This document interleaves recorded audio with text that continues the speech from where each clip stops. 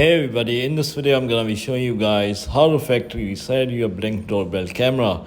So before we get started, I just want you guys to like this video and subscribe to our YouTube channel for more amazing helpful content like this. With that all being said, let's get started with today's video.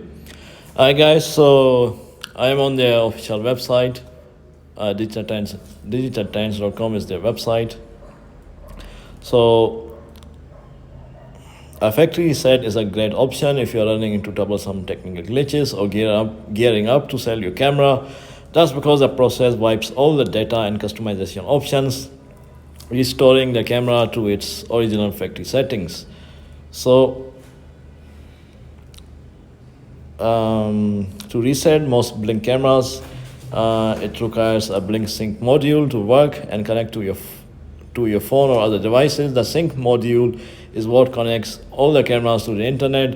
That said, instead of having to reset your cameras, you can just simply reset the module and then re-add the cameras to it.